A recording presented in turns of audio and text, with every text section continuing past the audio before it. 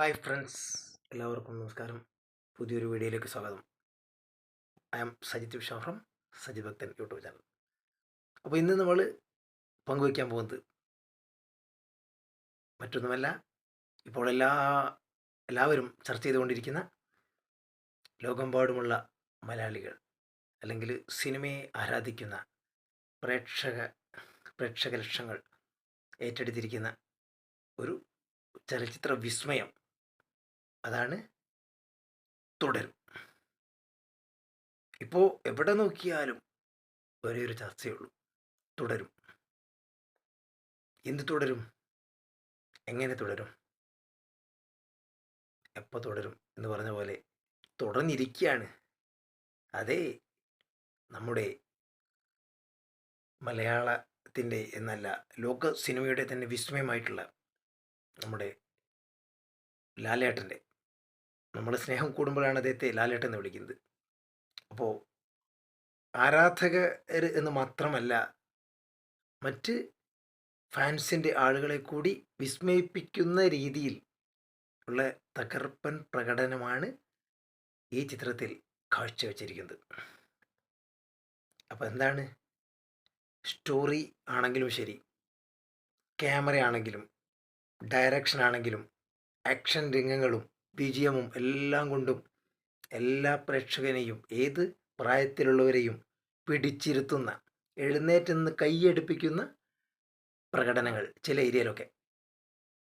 അപ്പോൾ ഇത് സംവിധാനം ചെയ്തിരിക്കുന്ന ആളെക്കുറിച്ച് പറയുകയാണെങ്കിൽ, അദ്ദേഹം പൂനെ ഫിലിം ഇൻസ്റ്റിറ്റ്യൂട്ട് പഠിച്ചിട്ടോ വലിയ പ്രശസ്തന്മാരായിട്ടുള്ള സീനിയർ ഡയറക്ടേഴ്സിൻ്റെ അണ്ടറിൽ ഒരുപാട് കാലം പ്രവർത്തിച്ചിട്ടോ ഉള്ള ആ ഒരു എക്സ്പീരിയൻസ് കൊണ്ടൊന്നുമല്ല.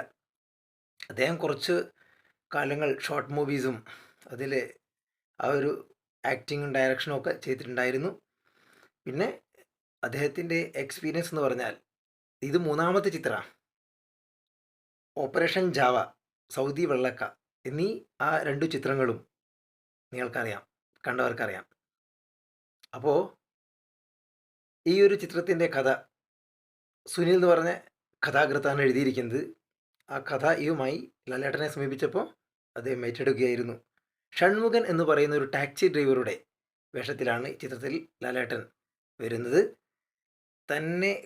തന്നോടൊപ്പം അല്ലെങ്കിൽ തന്നേക്കാളേറെ ആ ഒരു കാറിനെ സ്നേഹിക്കുന്ന ആ ഒരു ഷൺമുഖൻ. അപ്പോൾ ആ ഒരു കഥാപാത്രം, ഭാര്യയായിട്ട് ശോഭന, അപ്പോൾ അഭിനയിച്ച കുട്ടികളും എല്ലാം നല്ല പ്രകടനം. പിന്നെ എടുത്തു പറയേണ്ടത് ആ പോലീസ് ഓഫീസർ പ്രകാശ് വർമ്മ എന്ന് പറഞ്ഞ അദ്ദേഹം.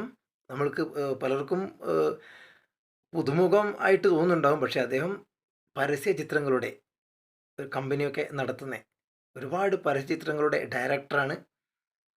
വർഷങ്ങൾക്ക് മുമ്പേ അദ്ദേഹം പരസ്യ മേഖലയിലുണ്ട്. ഒരുപാട് സംവിധായകന്മാരെടുത്ത് ചാൻസ് ഒക്കെ ചോദിച്ച് പോയിട്ടുള്ള ഒരു അനുഭവം അദ്ദേഹം പങ്കുവയ്ക്കുകയുണ്ടായി. അങ്ങനെയൊക്കെയാണ്. ഇവരൊക്കെ എവിടെയായിരുന്നു എന്ന് ചോദിക്കും. ജോർജ് സാർ എന്ന് പറഞ്ഞുകൊണ്ട് ചിരിച്ചുകൊണ്ട് ഒരു നിഷ്കളങ്കനെ പോലെ പെരുമാറുന്നൊരു പോലീസ് ഓഫീസർ, ആ ഒരു വില്ലൻ കഥാപാത്രം. മുമ്പ് നമ്മൾ ഒരുപാട് വില്ലന്മാരെ കണ്ടിട്ടുണ്ട്.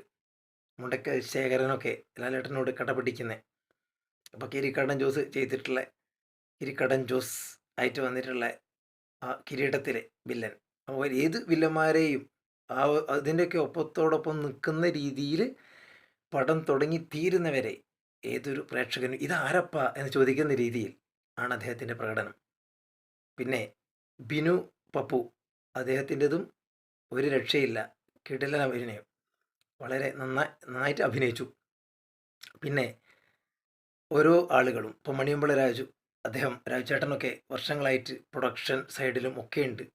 അപ്പോൾ ആ ഒരു പഴയ കാലഘട്ടത്തിലേക്ക് ഏതൊരു കുടുംബ പ്രേക്ഷകനെയും കൊണ്ടുപോകുന്ന ഒരു ഫാമിലി ഓറിയൻറ്റഡ്, അതേസമയത്ത് യൂത്ത് കോളേജ് ക്യാമ്പസിനാണെങ്കിലും ഇഷ്ടപ്പെടും. പാട്ടുകൾ കൊണ്ടും MG ശ്രീകുമാർ പാടിയിട്ടുള്ള ആ പാട്ട് വളരെ മനോഹരമായിട്ടുള്ള ഒരു നൊസ്റ്റാൾജിയ ഫീലിംഗ്. പണ്ട് കാലത്ത് സത്യനന്ദിക്കാടിൻ്റെ പ്രിയദർശൻ്റെ ഒക്കെ ചിത്രങ്ങൾ നമുക്ക് ഓർമ്മ വരുന്ന രീതിയിൽ കുടുംബ പ്രേക്ഷകരെ കോരിത്തെരിപ്പിക്കുന്ന കമൽ കുടുംബ ചിത്രങ്ങളെയൊക്കെ പോലുള്ള നല്ല മനോഹരമായ പാട്ടുകൾ, അതിൻ്റെ ഒരു ഫ്രെയിമും വളരെ അത്ഭുതപ്പെടുന്നതാണ്. അപ്പോൾ ഏതായാലും കൂടുതൽ കാണാൻ പോകുന്ന പൂരം എന്ന് പറയുന്നില്ല, അപ്പോൾ കുറേ ആളോ കണ്ടു കഴിഞ്ഞു, പറഞ്ഞറിയിക്കുന്നില്ല.